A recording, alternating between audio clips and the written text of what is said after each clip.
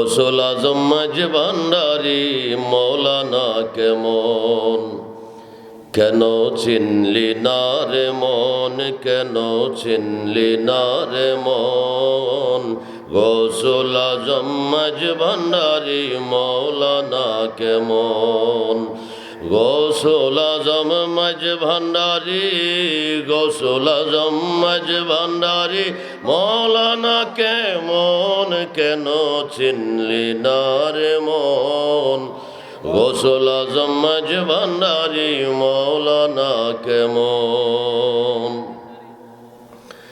কোরআনে কয় চিনতে তারে সৃষ্টি তোদের সংসারে, কোরআনে কয় চিনতে তারে সৃষ্টি তোদের এ সংসারে, না চিনিয়া মরিয়া গেলে, না চিনিয়া মরিয়া গেলে বিফল জীবন, কেন চিনলি না রে মন, গৌসুল আজম মাঝ ভান্ডারী মৌলানা কেমন, কেন চিনলি না রে মন, কেন চিনলি না রে মন, গৌসুল আজম মাঝ ভান্ডারী মৌলানা কেমন, গৌসুল আজম মাঝ ভান্ডারী, গৌসুল আজম মাঝ ভান্ডারী মৌলানা কেমন, কেন চিনলি না রে মন, গৌসুল আজম মাঝ ভান্ডারী মৌলানা কেমন। আঞ্জুমানে রহমানিয়া মইনিয়া মাঝ ভান্ডারিয়া ও মইনিয়া যুব ফোরাম ৩ নং উত্তর খোসবাস ইউনিয়ন, গোলাপনগর। যারা আছি আমাদের থেকে বহু বেশি নামাজ পড়নেওয়ালা এখনো আছে। পড়তে পড়তে আমাদের তো দাগ পড়ে না, পড়তে পড়তে দাগ পড়েন না নামাজিও আছে না নাই, সোজা বেহেশতে চলে যাবে। কথা বলেন ঠিক কিনা? সোজা বেহেশতে চলে যাবে, এতই সহজ বেহেশতে যাওয়া। আল্লাহর রসুল যতক্ষণ আপনার উপর আমার উপর রাজি খুশি না হবে ততক্ষণ বেহেশতে যাওয়া যাবে না। যত দাগই ফালান, কলবের মধ্যে নবীর প্রেমের দাগ যতক্ষণ না লাগবে কপালের দাগে জান্নাতে যাওয়া যাবে না। এজন্য আমাদেরকে ঈমান মজবুত রাখতে হবে। ঈমান মজবুত রেখে যারা মুমিন, মুমিনদেরকে নামাজে কোথায় নেবে? জান্নাতে নেবে। মুমিনদেরকে রোজায় জান্নাতে নেবে, মুমিনদেরকে হজে জান্নাতে নিবে। আল্লাহ তাআলা আমাদেরকে ঈমানদার মুমিন হিসেবে কবুল করুক। সবাই বলি আমিন।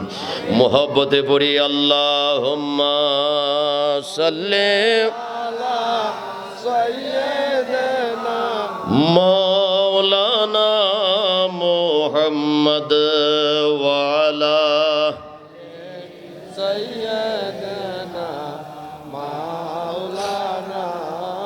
উচ্চ স্বরে বলি মারহাবা। বলেন তো ঈমানের পরে শ্রেষ্ঠ ইবাদতের নাম কি? নামাজ।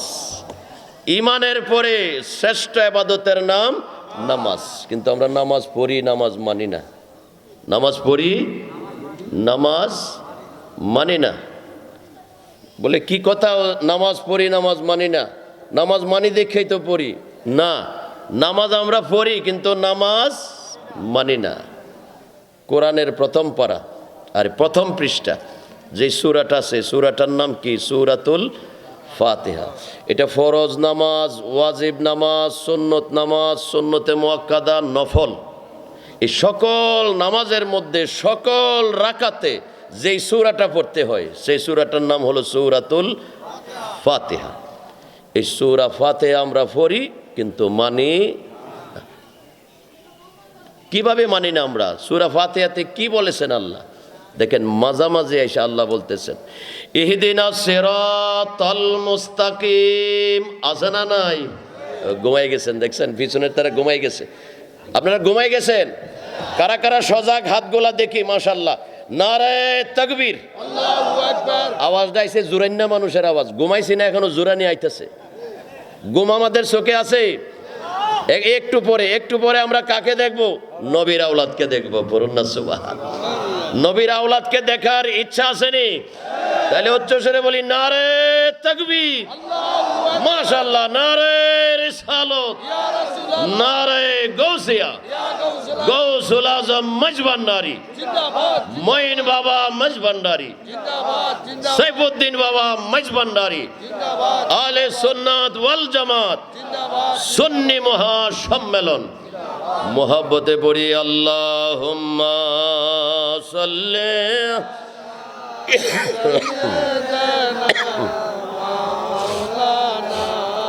মুহাম্মদ ওয়া আলা আলি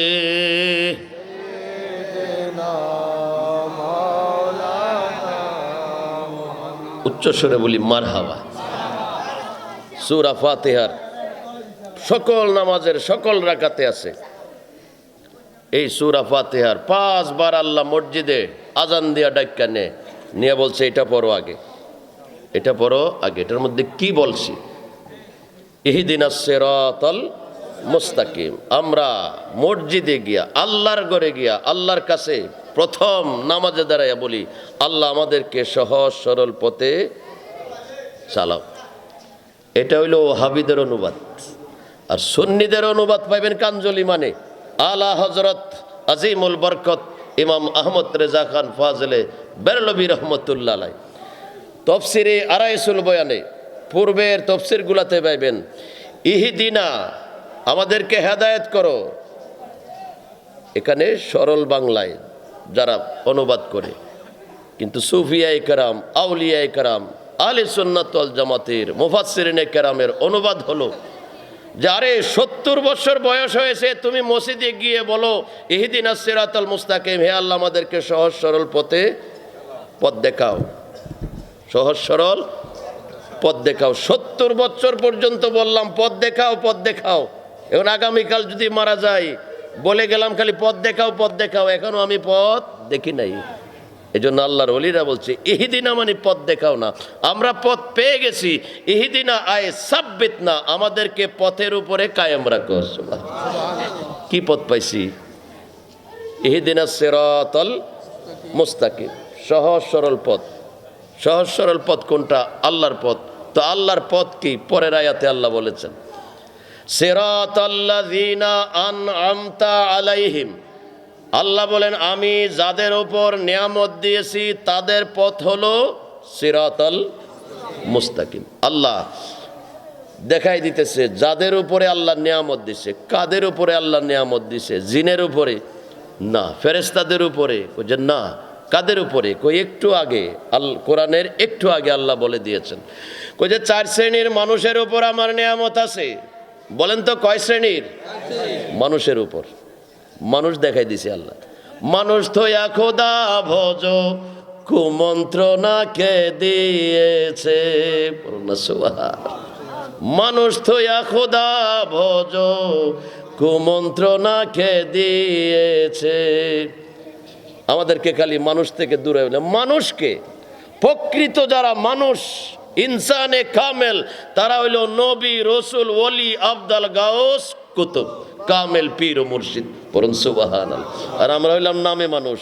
আমরা হইলাম এ দুনিয়া এখন তো আর সেই দুনিয়া নাই, মানুষ নামে মানুষ আছে দুনিয়া বোঝায়,